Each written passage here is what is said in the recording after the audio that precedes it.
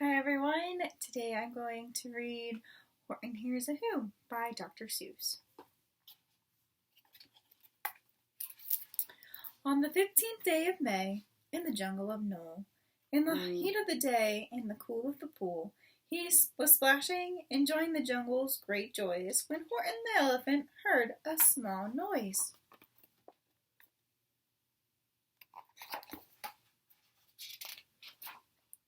So Horton stopped splashing. He looked toward the sound. That's funny, thought Horton. There's no one around. Then he heard it again, just a very faint yelp, as if some tiny person were calling for help. I'll help you, said Horton. But who are you? Where? He looked and he looked. He could see nothing there, but a small speck of dust blowing past through the air.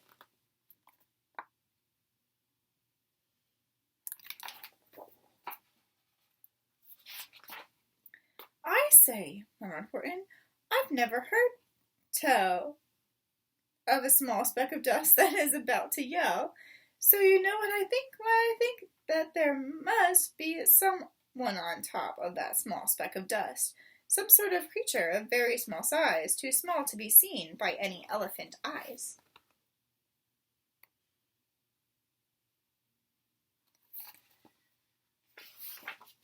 Some poor little person who is shaking with fear that he'll blow in a pool.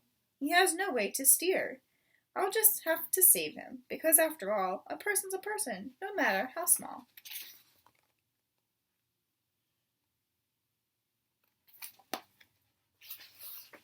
So gently, and using the greatest of care, the elephant stretched his great trunk through the air, and he lifted the dust speck and carried it over and placed it down safe on a very soft clover.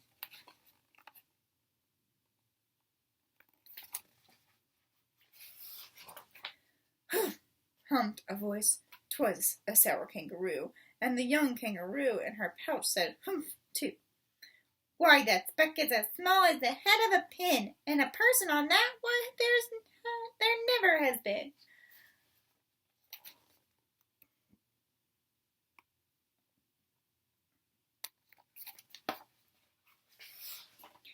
Believe me, said Horton, I'll tell you sincerely. My ears are quite keen, and I heard him quite clearly.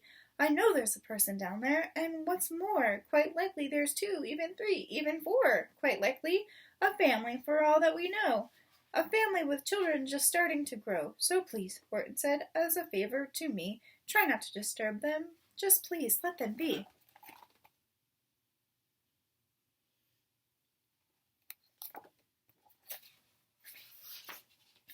I think you're a fool, laughed the sour kangaroo, and the young kangaroo in her pouch said, Me too! You're the biggest blamed fool in the jungle of Knoll, and the kangaroos plunged into the cool of the pool.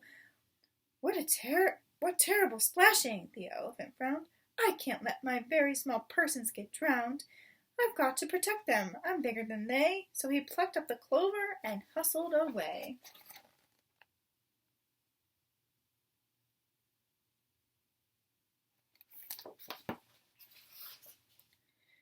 Through the high jungle treetops, and the news quickly spread. He talks to a dust speck. He's out of his head. Just look at him walk with that speck on the flower. And Horton walked, worrying, almost an hour. Should I put this speck down? Horton thought with alarm. If I do, these small persons may come to great harm. I can't put it down, and I won't. After all, a person's a person, no matter how small.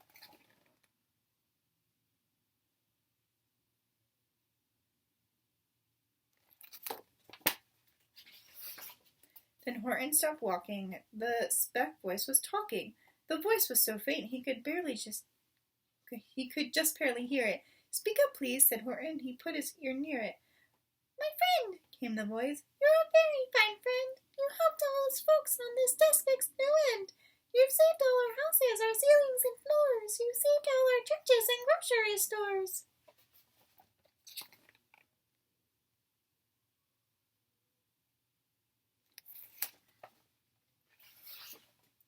You mean, Horton gasped, you have buildings there too?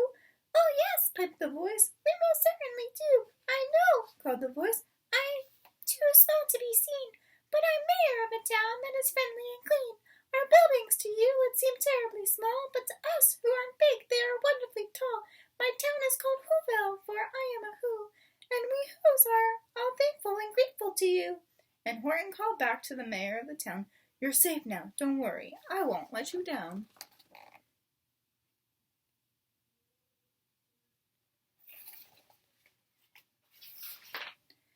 But just as he spoke to the mayor of the speck, 3 big jungle monkeys climbed up Horton's neck. The Wickersham brothers came shouting, "What rot! The elephant's talking to Whos who are not. They aren't any Whos and they don't have a mayor, and we're going to stop all this nonsense, so there."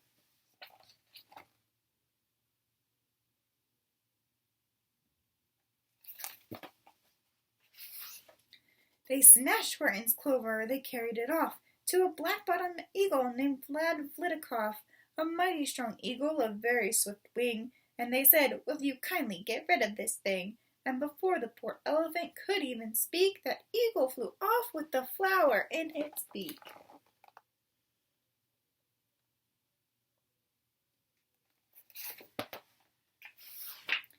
All that late afternoon and far into the night, that black-bottomed bird flapped his wings in fast flight, while Horton chased after with groans over stones that tattered his toenails and battered his bones, and begged, "Please don't harm my little folks, who have as much right to live as us bigger folks do." But far, far beyond him, that eagle kept flapping, and over his shoulder called back, "Quit your yapping!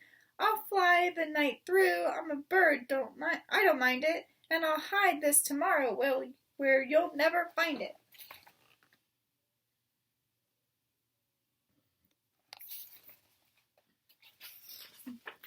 And at 6:56 the next morning, he did it. It sure was a terrible place that he hid it. He let that small clover drop somewhere inside of a great patch of clovers 100 miles wide. "Find that," sneered the bird, "but I think you will fail," and he left with the flip end of his black-bottomed tail.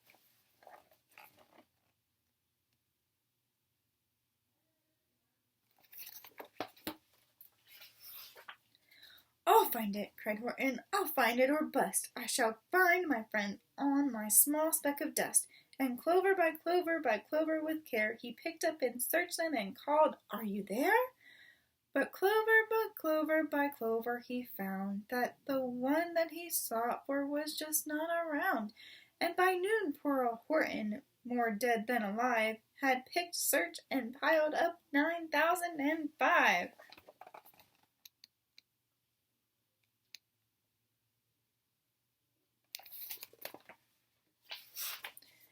Then on through the afternoon, hour after hour, till he found them at last on the 3,000,000th flower. "My friends," cried the elephant, "tell me, do tell, are you safe? Are you sound? Are you whole? Are you well?"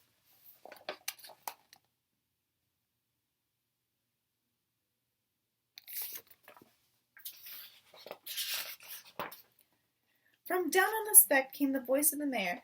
"We've really had trouble, much more than our share. When that black-bottomed birdie let go and we dropped, we landed so hard that our clocks all have stopped. Our teapots are broken, our rocking chair smashed, and our bicycle tires all blew up when we crashed. So Horton, please," pleaded the voice of the mayor's, will you stick by us Whos while we making repairs?" "Of course," Horton answered, "of course I will stick. I'll stick by you small folks through thin and through thick."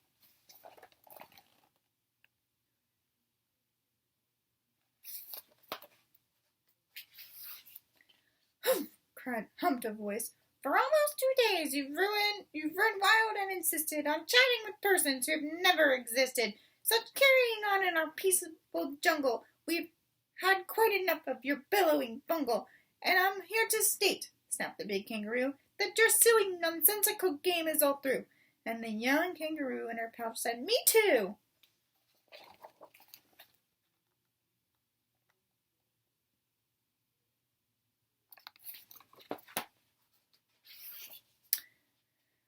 With the help of the Wickersham brothers and dozens of Wickersham uncles and Wickersham cousins and Wickersham in-laws whose help I've engaged, you're going to be roped and you're going to be caged. And as for your dustbag, Ha! We shall boil in a hot steaming kettle of bezel nut oil.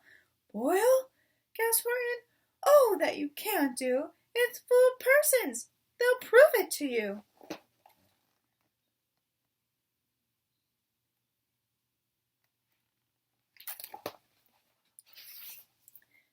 Mr. Mayor, Mr. Mayor, Horton called. Mr. Mayor, you've got to prove now that you really are there. So call a big meeting, get everyone out, make every who holler, make every who shout, make every who scream. If you don't, every who is going to end up in a bezel nut stew.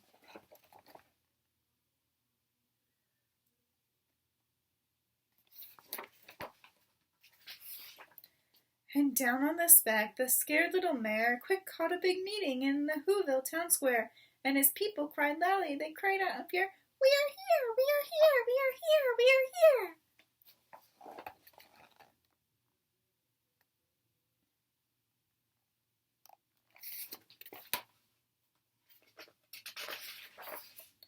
The elephant smiled. That was clear as a bell. You kangaroos surely heard that very well. All I heard, snapped the big kangaroo, was the breeze, and the faint sound of the wind through the far distant trees. I heard no small voices, and you didn't either. And the young kangaroos in her pouch said, "Me neither."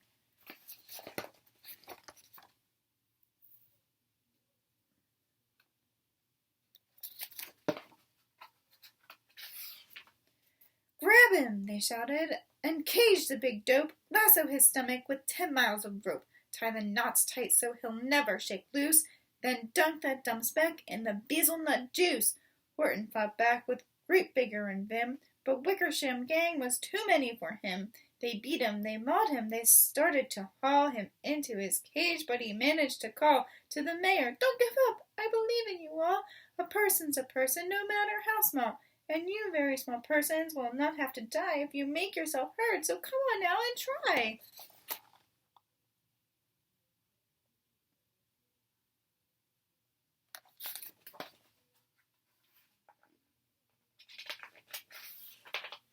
The mayor grabbed a tom-tom, he started to smack it, and all over Whoville they whooped up a racket. They rattled tin kettles, they beat on brass pans, on garbage pail tops, and on old cranberry cans. They blew on bazookas and blasted great toots on clarinets, oompas, and boompas, and flutes.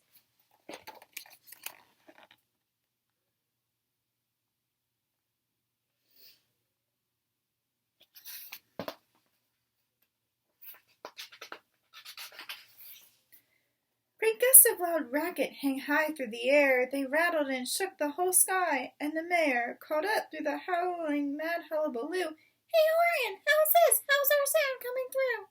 And Horton called back, "I can hear you just fine, but the kangaroo's ears aren't as strong, quite as mine. They don't hear a thing. Are you sure all your boys are doing their best? Are they all making noise? Are you sure every who in Whoville is working? Quick, look through your town. Is everyone shirking?"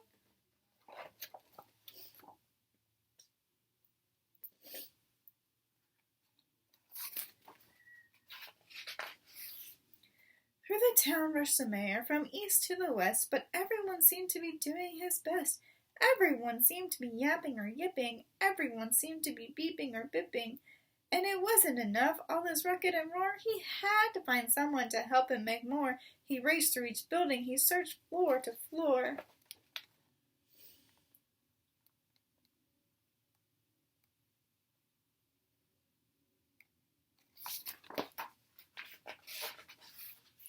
And just as he felt he was getting nowhere and almost about to give up in despair, he suddenly burst through a door and that mayor discovered one shirker, quite hidden away in the Fairfax Apartments, apartment 12J.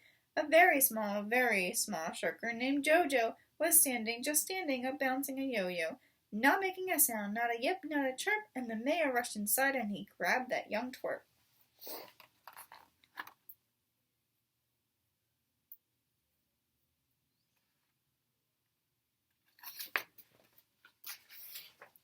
And he climbed with the lad up the Eiffelberg Tower. "This," cried the mayor, "is your town's darkest hour, the time for all who have blood in that is red to come to the aid of their country," he said. We've got to make noises in greater amounts, so open your mouth, lad, for every voice counts. And thus he spoke as he climbed. When they got to the top, the lad cleared his throat and shouted, "Yop!"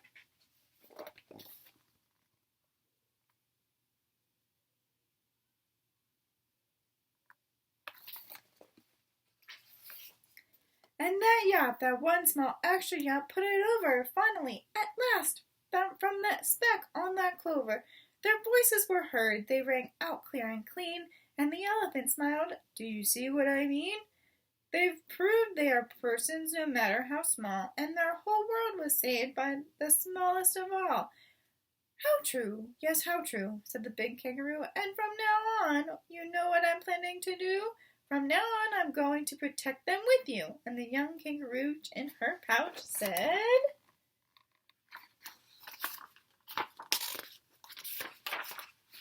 Me too. From sun in the summer, from rain where it's fallish, I'm going to protect them no matter how smallish.